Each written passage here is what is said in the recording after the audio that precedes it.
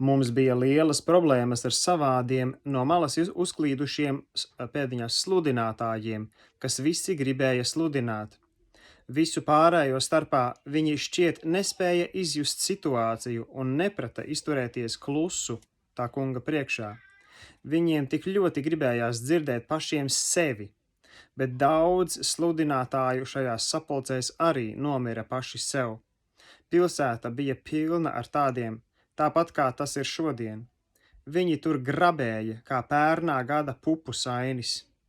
Mums tur bija īsts izkaltēto kaulu tuksnesis. Skatīt Ecehēla 37, 1 līdz 10.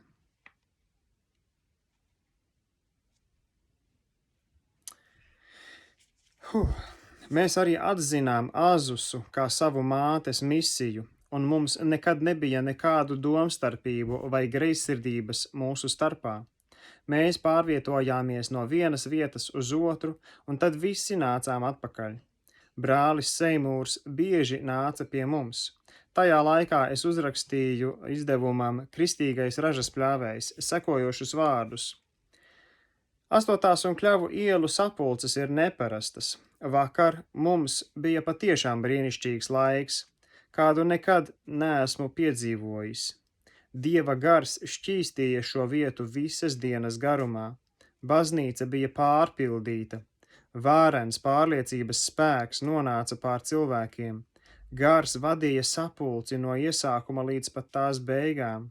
Tur nebija programmas, tikpat kā neiespējami bija arī veikt kādus paziņojumus.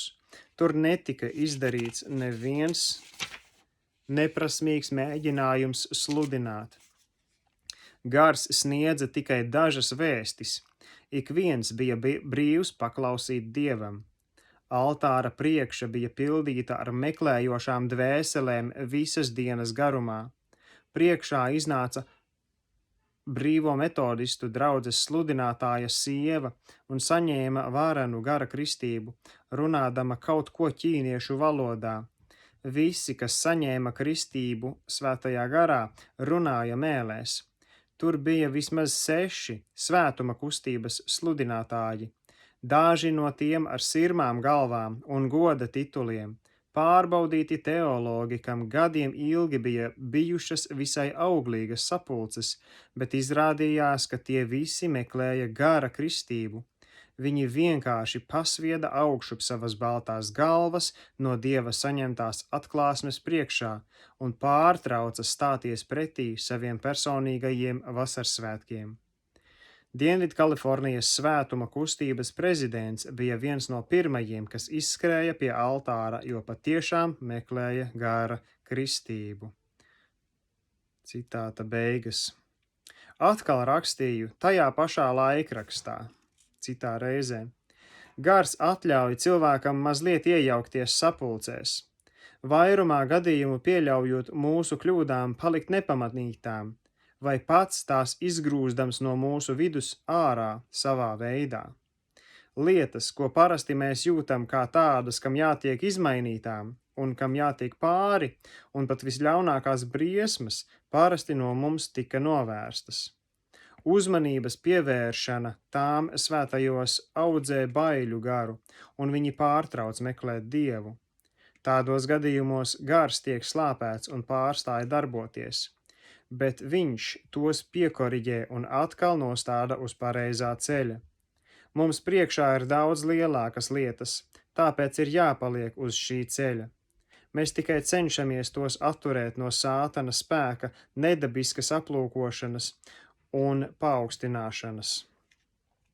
Patiešām, mēs sludinām daudz ko lielāku, kas ir Kristus, un Dievs šajā kustībā lieto mazus bērnus.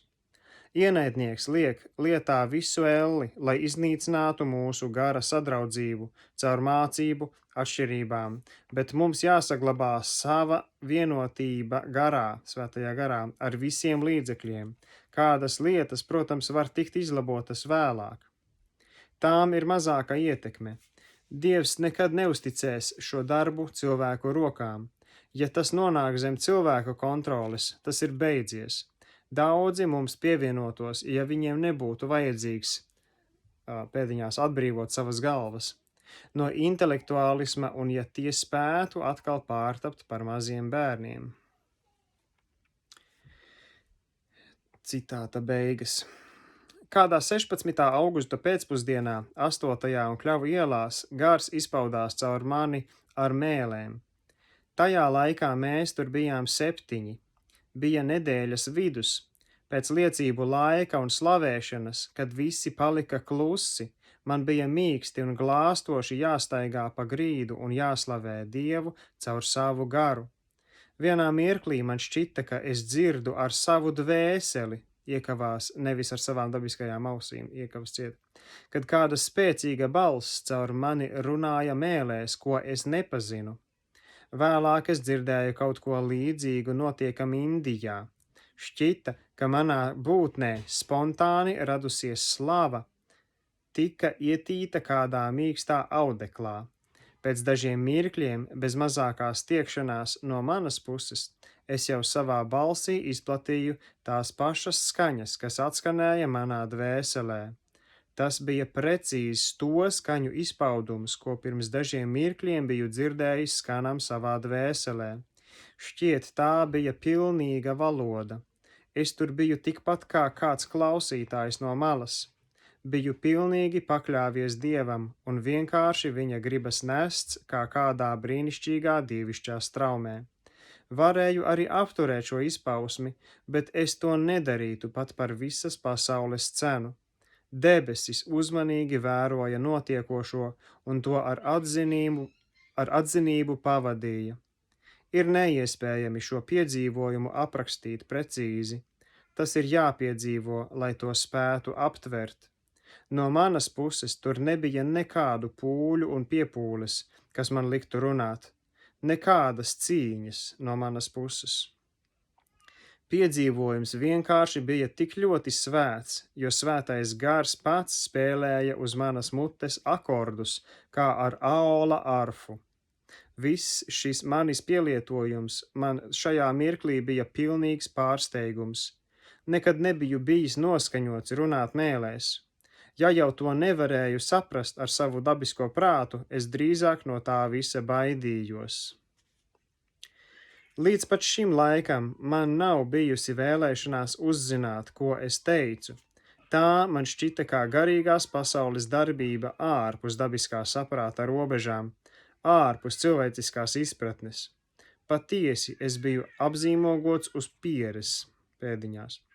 Pilnīgi pabeidzis visu kontrolēt ar savu paša dabisko prātu.